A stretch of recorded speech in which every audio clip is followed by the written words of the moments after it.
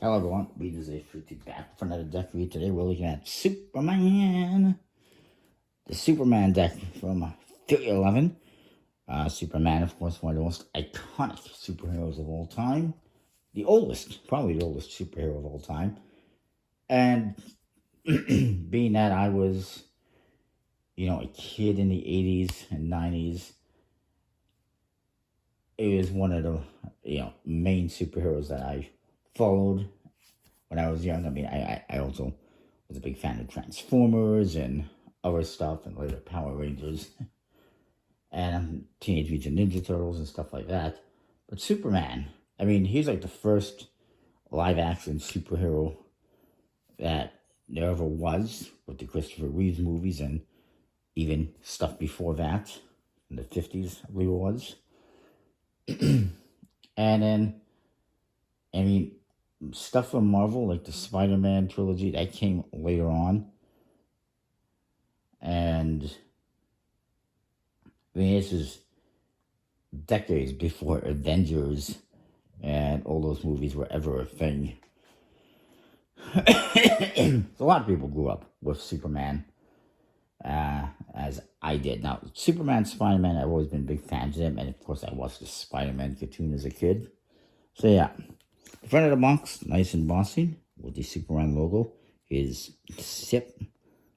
And you see on one side Krypton and the other side Metropolis. It's kind of cool. And it says here, playing cards by 311, featuring the daring exploits of the one and only Superman. Who, by the way, invented by a Canadian. Just saying. Superman, 311 on the side with his logo. And the other, nice emboss all over. No foils though, surprisingly. But embossing and a nice matte stock. Add copy on the bottom. The back shows you the back design, which is his chest with his logo. And Metropolis in the middle and his ship and everything like that. Pretty cool. You see a bullet bouncing off him and him breaking a chain all at the same time. And his capes as well. It says, it's a stamp seal that looks like a stamp. It says 10 cents to the planet, 1938. A Man of Steel, 311. It's a bird. It's a plane.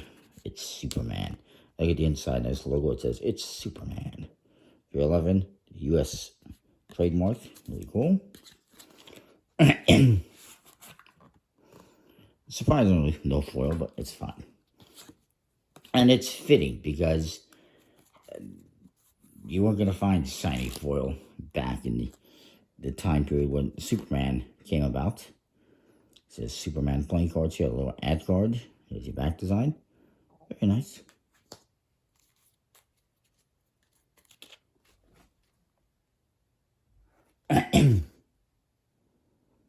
And then you got a little newspaper article, Daily Planet, faster than a speeding bullet. And then for the Jokers, you get Crypto, the super dog, holding up an anvil with his nose, apparently. And then this is Prankster and Mr. Nobody can pronounce that name. That's a little guy. Two characters from Superman lore. And then we got this is really cool here for the Ace of Spades. It says Superman 10 cents. I guess that was the original cost.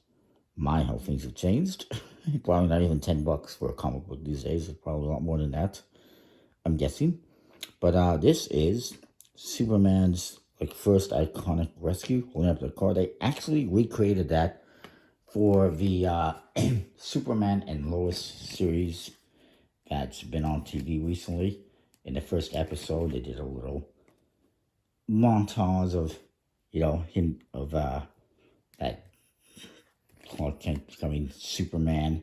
And they saw this iconic scene, and I thought that was really cool that they did that. The number cards are all fairly standard, as you would expect. And then we have some other characters, and they don't name them, and I don't know them also. I'm not sure who this is, unfortunately. I lie. I think this is Brainiac. Maybe Brainiac 5, I'm not sure, but I think it's Brainiac. This, I'm guessing, is Lois, but it could also be Miss Tessmacher. And that, yeah, I'd have to say, yeah, Lex Luthor. Lex Luthor, it even says LL. And I'm guessing he's in his Lexo suit.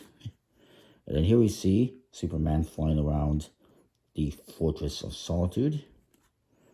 Look, there's even an arrow this side in. And this is obviously Jimmy Olsen. And then Supergirl, his cousin. And then Superman, you see him as Clark Kent and as Superman. Really cool. This is an ape. I'm thinking, I'm wondering if this is the one that they used on like the Flash TV series. I don't recall what his name was. And in this, I'm not sure who that's supposed to be.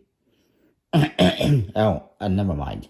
I think this is Laura Carroll's mother.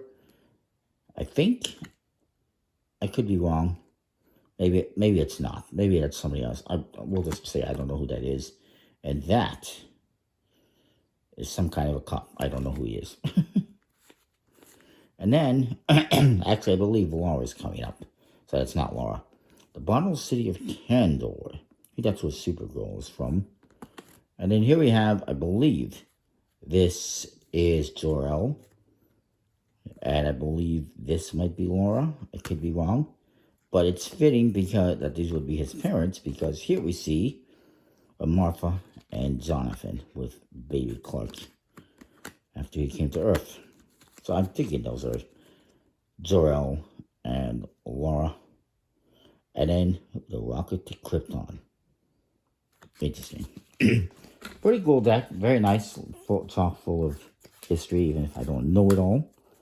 I mean, if it hasn't been, certain characters or things haven't been brought over to Smallville or Superman and Lois or the movies, I don't know that. I'm not reading the comics. There's like, what, almost 100 years of comics now. Well, not 100, but like 75 years of comics. I'm not going to read them all. Pretty cool deck, though. Very nice. Ericus and the Linen Finis. I apologize about my throat. I'm dealing with something right now. But yes, Ericus and Linen Finis, printed by USPCC. Typical, good, very relevant stock in Finis. Excuse me. And I give this a solid A+. Comment, like, subscribe, and what you think. Sorry, this is a little bit longer. We'll see you next time. Thanks for watching.